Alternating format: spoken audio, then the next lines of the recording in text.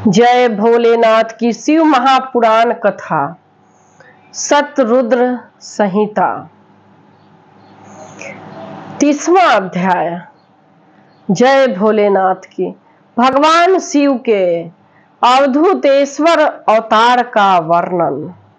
नंदीश्वर जी बोले, हे ब्रह्मपुत्र, अब आप शिव जी के अवधूतेश्वर नामक अवतार का वर्णन सुनिए, जो इंद्र के घमंड को नष्ट करने वाला है।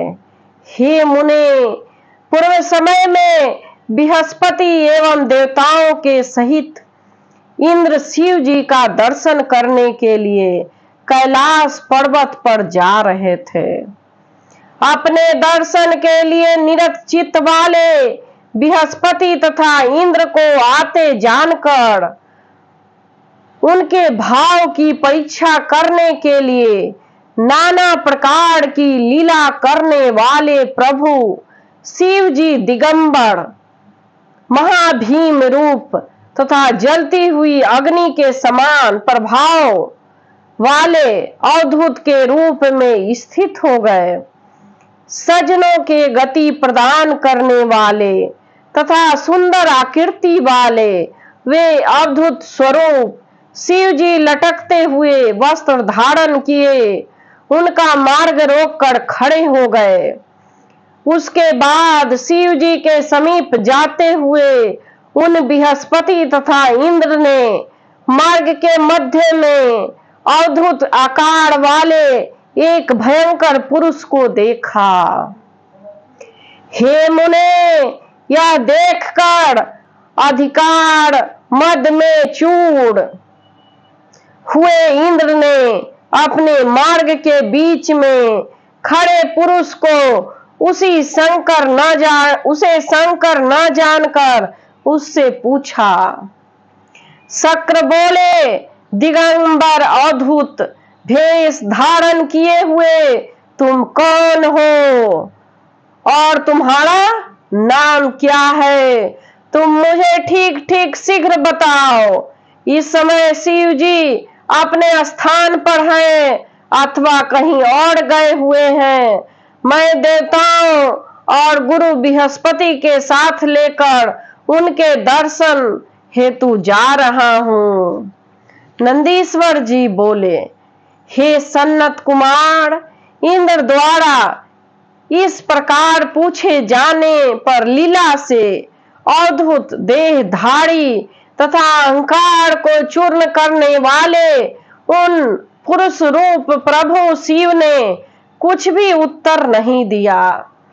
इंद्र ने उनसे पुनः पूछा, किंतु अलक्षित गति वाले महाकौतुकी वे दिगंबर शिव फिर भी कुछ नहीं बोले।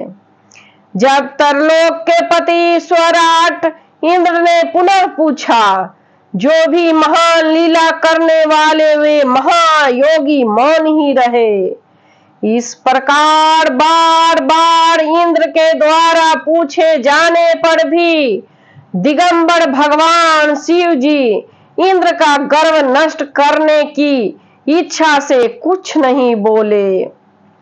तब तीनों लोकों के स्वर से गर्वित इंद्र को बड़ा क्रोध उत्पन्न हुआ। उन्होंने क्रोध से उन जटाधारी को धमकाते हुए कहा। इंद्र बोले, अरे मूढ़, हे दुर्मते, तुमने मेरे पूछने पर भी कुछ भी उत्तर नहीं दिया, इसलिए मैं इस वज्र से तुम्हारा वध करता हूँ। देखो कौन तुम्हारी रक्षा करता है। ऐसा कहकर इंद्र ने क्रोध पूर्वक उनकी ओर देखकर उन दिगंबर को मारने के लिए वज्र उठाया। सदाशिव शंकर ने हाथ में वज्र उठाए हुए इंद्र को देखकर शीघ्र ही उनका स्तंभन कर दिया। तदंतर भयंकर तथा विकराल नेत्र वाले वे पुरुष कुपित होकर अपने तेज से मानो इंद्र को जलते हुए शीघ्र ही प्रज्वलित हो उठे। उस समय अपनी बाहु के स्तंभित हो जाने के कारण उत्पन्न हुए क्रोध से इंद्र भीतर ही भीतर इस तरह जल रहे थे जिस प्रकार मंत्र के द्वारा अपने पराक्रम के रुक जाने से सर्प मन ही मन जलता है। बृहस्पति के तेज से प्रज्वलित होते हुए उन पुरुष को देखकर अपनी बुद्धि से उन्हें शिव जान लिया और शीघ्रता से उन्हें प्रणाम किया। इसके बाद उदार बुद्धि वाले वे गुरु बृहस्पति हाथ जोड़कर पुनः पृथ्वी में लेटकर दंडवत प्रणाम करके भक्ति पूर्वक शिव जी की स्तुति करने लगे। गुरु बोले, हे देव देव, हे महादेव, हे शरणागत वत्सल प्रसन्न होइए। हे गणेश, हे सर्वेश्वर, आपको नमस्कार है। ब्रह्मा, विष्णु आदि समस्त देवता भी आपकी माया से मोहित होकर आपको यथार्थ रूप में नहीं जान पाते हैं, केवल आपकी कृपा से ही जान सकते हैं। नंदीश्वर जी बोले। बृहस्पति ने इस प्रकार प्रभु शिव जी की स्तुति करके इंद्र को उन ईश्वर के चरणों में गिरा दिया। तदंतर हे तात, उदार बुद्धि वाला विद्वान देव गुरु बृहस्पति ने हाथ जोड़कर विनम्रता से कहा। बृहस्पति जी बोले, हे दीनानाथ, हे महादेव, मैं आपके चरणों में पड़ा हूँ। आप मेरा और इनका उद्धार कीजिए। क्रोध नहीं बल्कि प्रेम कीजिए। हे महादेव, आप प्रसन्न होइए और अपने शरण में आए हुए इंद्र की रक्षा कीजिए, क्योंकि आपके भालस्त नेत्र से उत्पन्न हुई यह अग्नि इंद्र को जलाने के लिए आ रही है। नंदीश्वर बोले। देव गुरु का यह वचन सुनकर अद्भुत आकृति वाले, करुणा सिंधु, उत्तम लीला करने वाले उन प्रभु ने हंसते हुए कहा। अद्भुत बोले, मैं क्रोध के कारण अपने नेत्र से निकले हुए तेज को किस प्रकार धारण करूं? क्या सर्प कंचुकी का त्याग करने के उपरांत पुनः उसे धारण कर सकता है? नंदीश्वर जी बोले। उन शंकर के इस वचन को सुनकर भय से व्याकुल मन वाले बृहस्पति ने हाथ जोड़कर पुनः कहा। बृहस्पति जी बोले, हे देव, हे भगवान, भक्त सर्वदा अनुकंपा के योग होते हैं। हे शंकर, अपने भक्त वत्सल नाम को सार्थक कीजिए। हे देवेश, आप अपने इस अत्यंत उग्र तेज को किसी अन्य स्थान पर रख सकते हैं। आप सभी भक्तों का उद्धार करने वाले हैं, अतः इंद्र का उद्धार कीजिए। नंदीश्वर जी बोले। इस प्रकार बृहस्पति के कहने पर भक्त वत्सल नाम से पुकारे जाने वाले तथा भक्तों को कष्ट दूर करने वाले भगवान रुद्र ने प्रसन्नचित होकर देव गुरु से कहा।